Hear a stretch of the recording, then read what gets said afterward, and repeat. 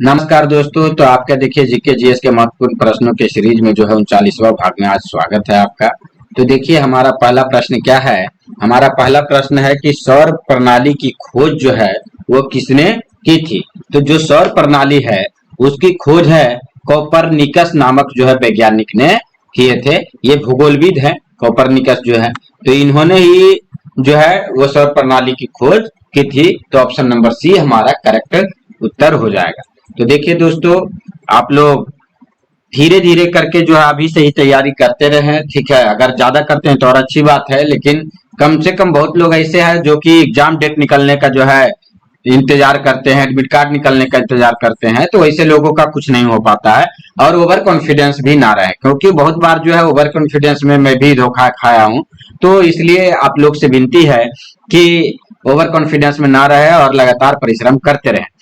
हमारा अगला प्रश्न है, सूर्य के चारों ओर घूमने वाले खगोलीय पिंड क्या कहलाते हैं। तो देखिए सूर्य के चारों ओर घूमने वाले जो खगोलीय पिंड है वो ग्रह कहलाते हैं। ऑप्शन नंबर ए हमारा जो है करेक्ट उत्तर हो जाएगा। और देखिए दोस्तों, इसी के साथ हम आपको एक महत्वपूर्ण जानकारी देना चाहते हैं कि जीडीसी का वैकेंसी जो है आया हुआ, उसका एग्जाम डेट जो है आ गया है। जो आपका रेलवे के अंतर्गत है व्यक्ति, वो उनके लिए जीडीसी का वैकेंसी का जो है वो एग्जाम डेट आ गया है 15 दिसंबर को जो है साउथ सेंट्रल रेलवे का, और भी जो उनका सबका अलग अलग है। और इसके अलावा एसएससी जीडी जो आप नाम सुनते हैं उसकी वैकेंसी भी 24 तारीख से उसका जो है नोटिफिकेशन आया था, उसका अप्लाई शुरू हो गया है। तो आप लोग जो है लास्ट डेट का इंतजार ना करें और जल्द से जल्द जो है भर ले, और सारे सही जानकारी जो है बढ़िया से वेरीफाई करके भरें, क्योंकि बाद में आपको प्रॉब्लम हो सकती है। तो इसलिए अच्छी तरीके से वेरीफाई कर ले कि आपका जो फॉर्म फिल किया जा रहा है उसका डिटेल सही हो। और याद रखें कि हमेशा न्यू फोटो का इस्तेमाल किया कीजिए, क्योंकि बहुत बार जो है इससे प्रॉब्लम हो जाती है, ठीक है। तो अब हम आप देख लीजिएगा कि इसका जो है सिलेबस क्या है, उसका मैं सिलेबस भी बताऊंगा वैसे, लेकिन आप एक बार देख सकते हैं। आप वेबसाइट पे जाकर एसएससी के वेबसाइट पे जाकर सारा जानकारी ले सकते हैं, और आगे की जानकारी मैं आपको अगले वीडियो में बताऊंगा। लेकिन अभी हम अगले प्रश्न पे चलते हैं। हमारा अगला प्रश्न है, ग्रहों की गति का नियम किसने प्रतिपादित किया। तो जो ग्रहों की गति का नियम है उन्होंने केपलर साहब जो है उन्होंने ही ग्रहों की गति का नियम जो है क्या किए थे, प्रतिपादित किए थे। तो ऑप्शन नंबर बी हमारा करेक्ट उत्तर हो गया। अब है कि निम्नलिखित में कौन सौर मंडल का भाग नहीं है। तो देखिए क्षुद्र ग्रह, धूमकेतु ग्रह, ये तीनों जो है सौर मंडल का जो है भाग है। तो यहाँ पे निहारिका जो है सौर मंडल का भाग नहीं है। देखिए कुछ बहुत सारे क्वेश्चन ऐसे हैं जो कि मैं रिपीट में लेकर आता हूं, क्योंकि ये जो क्वेश्चन है ये बहुत ही महत्वपूर्ण है, ये बार बार रिपीटेड है, इसलिए मैं भी रिपीट करता हूं ताकि आप लोग के दिमाग में जो है बैठ जाए। हमारा अगला प्रश्न है, 21 जून को दिन का प्रकाश उत्तरी ध्रुव पर कितनी देर दिखाई देता है। देखिए सब लोग जानते हैं कि उत्तरी ध्रुव पर दिखाई देता है या दिन बड़ा होता है दिन छोटा होता है, लेकिन इस तरह का प्रश्न जब आ जाता है तो बहुत सारे लोग जो है फंस जाते हैं। तो देखिए 21 जून को जो है दिन का प्रकाश जो है उत्तरी ध्रुव पर जो है 24 घंटे तक दिखाई देता है। तो ऑप्शन नंबर डी हमारा करेक्ट हो जाएगा कि 24 घंटे तक दिखाई देता है। हमारा अगला प्रश्न है, अंतरिक्ष में कितने तारामंडल है। तो अंतरिक्ष में जो है 89 तारामंडल है। तो आप लोग ध्यान रखिएगा कि अंतरिक्ष में कितने तारामंडल है, तो 89 तारामंडल है। हमारा अगला प्रश्न है, पार्थिव ग्रहों की संख्या, इसमें आपको 89 हो गया।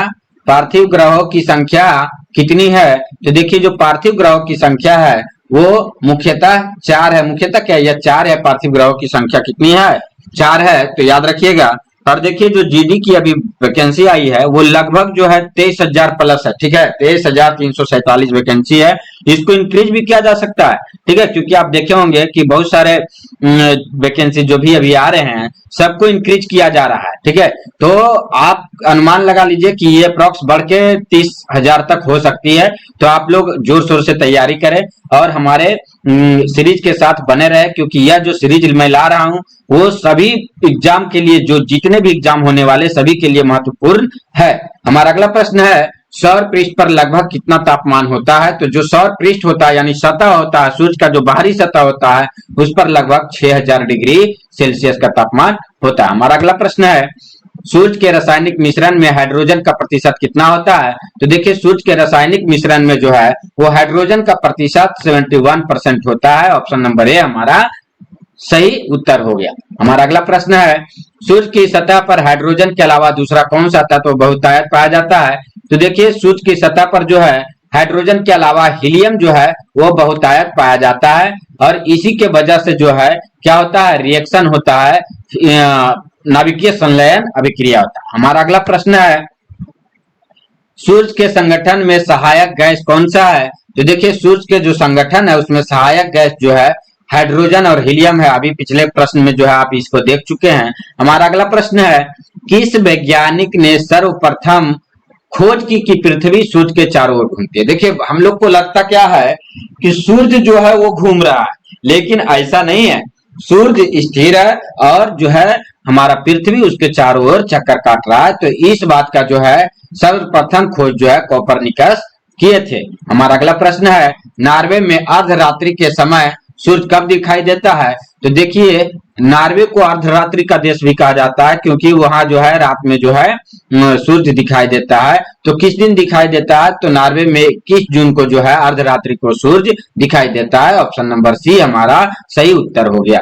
हमारा अगला प्रश्न है, ब्राह्मण में विस्फोटी तारा क्या कहलाती है? तो देखिए ब्राह्मण में विस्फोटी तारा को जो है वो अभिनव तारा भी कहा जाता है। तो ऑप्शन नंबर डी हमारा सही उत्तर हो गया। हमारा अगला प्रश्न है, सुपरनोवा क्या है? तो देखिए सुपरनोवा एक क्या है, एक मृत प्राय तारा है, यानी कि यह जो तारा है ये डेड स्टार आप कर सकते हैं इसको। तो ये एक मृत प्राय तारा है। तो ऑप्शन नंबर डी हमारा करेक्ट उत्तर हो गया कि ये एक मृत प्राय तारा है। हमारा अगला प्रश्न है, पृथ्वी सूर्य के परितः यानी चारों ओर अपनी कक्षा में लगभग किस गति से चक्कर लगाती है? तो देखिए हमेशा इस तरह के प्रश्नों को ध्यान पूर्वक जरूर देखें। तो जो पृथ्वी है वो सूर्य के परितः यानी चारों ओर अपनी कक्षा में लगभग, जो अपनी ही कक्षा में बोल रहा है, अपनी कक्षा में लगभग जो है 1 डिग्री प्रतिदिन के हिसाब से क्या करती है, चक्कर लगाती है। तभी तो 1 डिग्री के हिसाब से चक्कर लगाती है, तभी तो ये साल भर में क्या कर पाती है, 360 डिग्री का चक्कर पूरा कर पाती है। तो इसलिए 1 डिग्री प्रतिदिन चक्कर लगाती है। हमारा अगला प्रश्न है, भूमध्य रेखा पर पृथ्वी का व्यास लगभग कितना होता है? तो भूमध्य रेखा पर पृथ्वी का जो व्यास होता है वो लगभग जो है 12,800 किलोमीटर होता है। ऑप्शन नंबर सी हमारा सही उत्तर हो गया। हमारा अगला प्रश्न है, पृथ्वी पर कहाँ दिन रात की अवधि समान होती है? तो देखिए पृथ्वी पर जो है भूमध्य रेखा, जो आप विषुवत रेखा जिसको कहते हैं, इक्वेटर कहते हैं, उस पर जो है दिन रात की अवधि समान होती है। हमारा अगला प्रश्न है, सूर्य के अतिरिक्त निकटतम सितारों के प्रकाश पृथ्वी पर कितनी देर में पहुंचता है? तो देखिए जो सूर्य है उसको अगर छोड़ दिया जाए तो उसके अलावा जो तारा है उसका जो प्रकाश है पृथ्वी पर 4.2 वर्ष में पहुंचता है। तो ऑप्शन नंबर सी हमारा सही उत्तर हो गया। हमारा अगला प्रश्न है, सूर्य की परिक्रमा के दौरान पृथ्वी सूर्य की अधिकतम दूरी पर किस महीने में होती है? देखिए जब सूर्य की परिक्रमा कर रही होती है पृथ्वी तो सबसे ज्यादा दूरी पर किस महीने में होती है? तो यह जुलाई महीने में जो है सबसे ज्यादा दूरी पर होती है। ठीक है। हमारा अगला प्रश्न है, पृथ्वी के उपसौर स्थिति किस महीने में होती है? तो उपसौर स्थिति मतलब नजदीक में कब होती है? तो ये देखिए जनवरी महीने में जो है उपसौर स्थिति होती है, यानी कि ये लगभग जो है क्या हो गया कि दूसरे तरफ से तिरछा प्रकाश पड़ता है, इस पर बहुत ज्यादा तिरछा प्रकाश पड़ता है, तो उपसौर स्थिति में ये होता है। हमारा अगला प्रश्न है, दक्षिणी गोलार्ध में सबसे लंबा दिन कब होता है? तो देखिए दक्षिणी गोलार्ध में जो सबसे लंबा दिन होता है वो 22 दिसंबर को होता है। कितना दिसंबर को होता है? 22 दिसंबर को सबसे लंबा दिन दक्षिणी गोलार्ध में होता है। हमारा अगला प्रश्न है, भूकक्ष तल पर भू अक्ष का झुकाव कितना है? तो ये लगभग सभी लोग जानते हैं कि 23.5 डिग्री 23.1/2 23.1/2 डिग्री जो है वो झुकाव है हमारा जो है भू अक्ष पर पृथ्वी का। तो ये हमारा जो है सही उत्तर हो गया। हमारा अगला प्रश्न है, तो ये इसमें क्या हो गया, यहाँ पे बी नंबर ऑप्शन करेक्ट है। हमारा अगला प्रश्न है, पृथ्वी का प्राकृतिक उपग्रह कौन है? तो पृथ्वी का प्राकृतिक उपग्रह जो है वो चंद्रमा है। चंद्रमा एकमात्र पृथ्वी का उपग्रह है और ये प्राकृतिक उपग्रह है।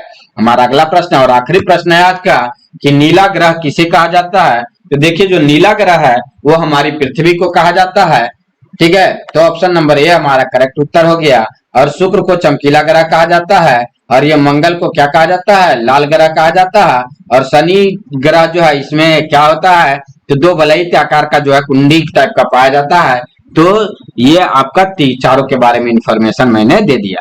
तो उम्मीद करते हैं दोस्तों कि आपको हमारा सीरीज पसंद आ रहा है। तो दोस्तों आप लोग जितने भी लोग हैं अपनी तैयारी को बरकरार रखें, क्योंकि ये जो आप देख रहे हैं 23, 24, 25, 23 तो खत्म ही हो गया, 24 और 25 आपके लिए जो है वो बहुत ही महत्वपूर्ण है।